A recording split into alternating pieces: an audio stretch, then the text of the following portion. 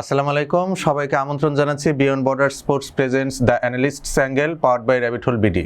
গত সপ্তাহে ক্রিকেটের উল্লেখযোগ্য কিছু ম্যাচ নিয়ে অ্যানালিসিস করতে চাচ্ছি। আপনাদের সাথে রয়েছে আমি certified performance analyst Ahmed Rezon Pratik. তো শুরুতে আমি একটু আইপিএল নিয়ে কথা বলতে চাচ্ছি। আইপিএলে এই মুহূর্তে পয়েন্ট টেবিলের শীর্ষে রয়েছে রাজস্থান রয়্যালস এবং দ্বিতীয় স্থানে রয়েছে পাঞ্জাব কিংস। তো যেই টিমগুলো আসলে খুব ভালো করছে তাদের টপ অর্ডার ব্যাটিং যদি দেখি বা টপ অর্ডার ব্যাটাররা দেখি, তারাই কিন্তু আসলে টুর্নামেন্টটাতে রাজত্ব করছে।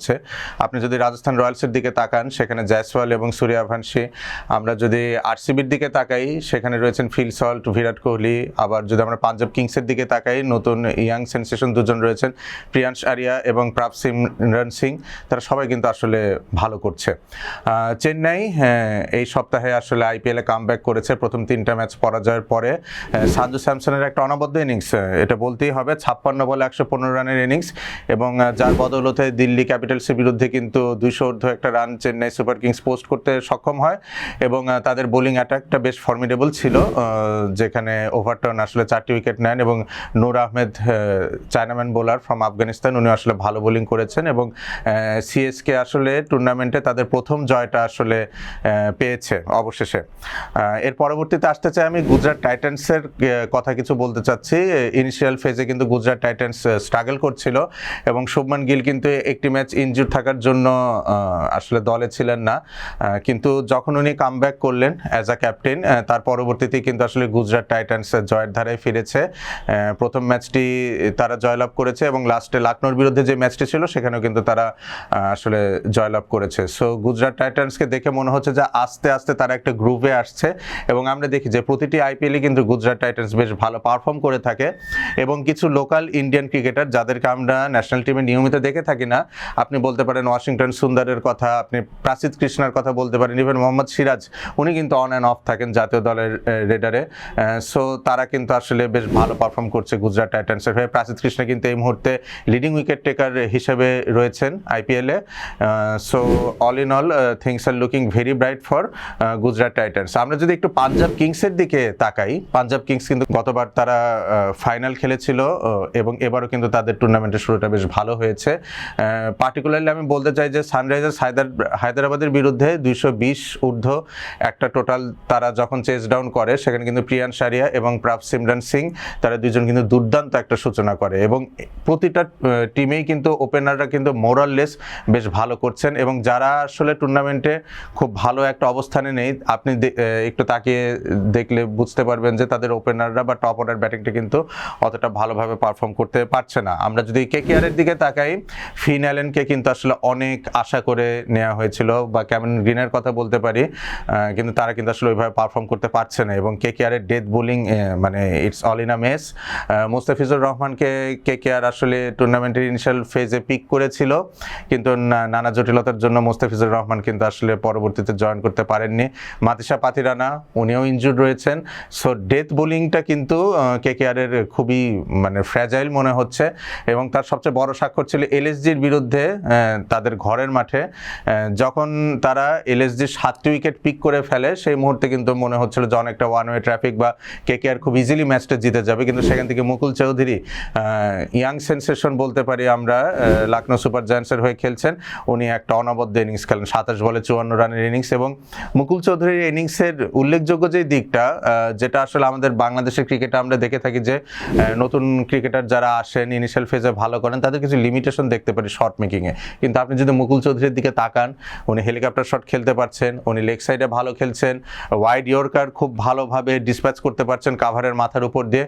সো অনেকটা 360 ডিগ্রি ব্যাটিং যদি আমরা বলতে পারি, উইকেটের চারপাশে বড় শট খেলতে সক্ষম এই মুকুল চৌধুরী।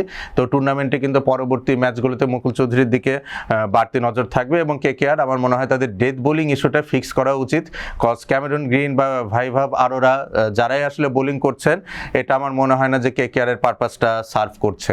তো আমরা এখন একটু রাজস্থানের দিকে তাকাই।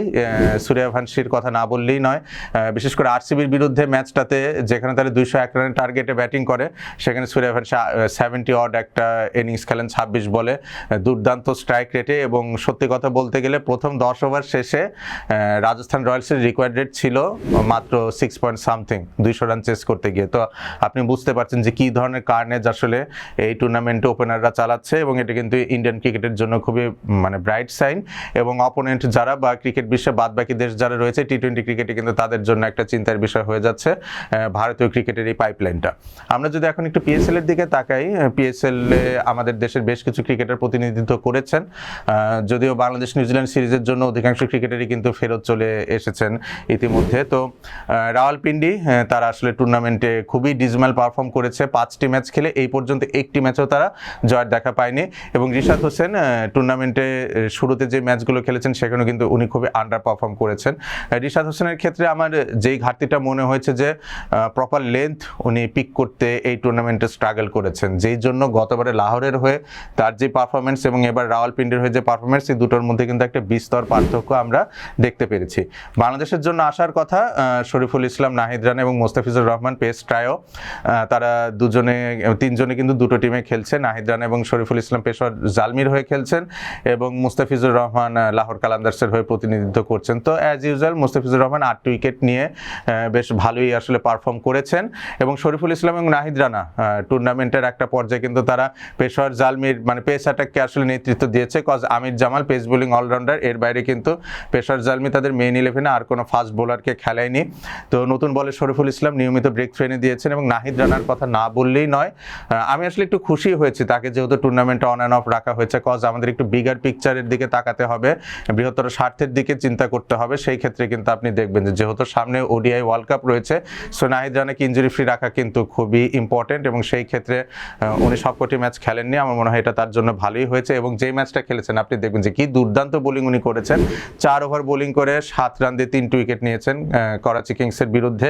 এবং সবচেয়ে ইমপ্রেসিভ যে দিকটা আমার মনে হয়েছে পেশোয়ার জালমির টিম ম্যানেজমেন্টের ক্ষেত্রে, যে মিড ওভার্স আসলে নাহিদ রানাকে বোলিং করানো, আসলে যারা একটু র পেসে বোলিং করে থাকে আমি বিষয়টা খুব পছন্দ করি আসলে মিড ওভার্সে বোলিং করা, কজ র পেসটা ওই সময় খুব ভালো কাজে লাগানো যায়, হার্ড লেন্থে বোলিং করা যায় এবং যেহেতু আপনার বাউন্ডারিতে অ্যাডিশনাল সাপোর্ট থাকে, সো এটা খুব একটা ভালো প্লয় আমার কাছে মনে হয়েছে। এখন যদি একটু টিম পার্সপেক্টিভের দিকে আসি, হায়দ্রাবাদ কিংসম্যান টুর্নামেন্টের প্রথম 4টা ম্যাচ তারা পরাজিত হলো, তারা কিন্তু আসলে একটু কামব্যাক করার চেষ্টা করছে এবং এই উইকে পিএসএলে কিন্তু এটাই আমার কাছে সবচেয়ে উল্লেখযোগ্য ঘটনা মনে হচ্ছে। এবং গ্লেন ম্যাক্সওয়েলের ইনক্লুশন হায়দ্রাবাদ কিংসম্যানে আমার মনে হয় তাদের টিম মোরালটাকে আর একটু বুস্ট আপ করেছে। আপনি যদি এখন দেখেন এই সেটআপে কিন্তু বেশ কিছু কোয়ালিটি ক্রিকেটার্স রয়েছে, মান্নাস লাবুসান উনি ক্যাপ্টেন হিসেবে রয়েছেন, গ্লেন ম্যাক্সওয়েল রয়েছেন, ইউএসের হয়ে প্রতিনিধিত্ব করছেন রাইট নাও হাসান খান, উনি কিন্তু লোয়ার ডাউন দি অর্ডার বেশ ভালো একটা ইনিংস খেলে আসলে হায়দ্রাবাদ কিংসম্যানের হয়ে প্রথম জয়টা এনে দিয়েছেন। কুশাল পেরেরা রয়েছেন, সাইম আয়ুব রয়েছেন, উসমান খান রয়েছেন। সো সব মিলে হায়দ্রাবাদ কিংসম্যান আমার মনে হচ্ছে যে টুর্নামেন্টে হয়তো একটা দুর্দান্ত কামব্যাক দিতে চলেছে, যেহেতু তারা অলরেডি একটা মোমেন্টাম পেয়েছে। তো এই ছিল মোটামুটি গত সপ্তাহে ঘটে যাওয়া উল্লেখযোগ্য ক্রিকেট ম্যাচ নিয়ে আমার অ্যানালাইসিস। সামনের সপ্তাহে আরও আকর্ষণীয় কিছু ম্যাচ নিয়ে আপনাদের সাথে দেখা হবে, এই শুভকামনা জানিয়ে আমি বিদায় নিচ্ছি। ধন্যবাদ।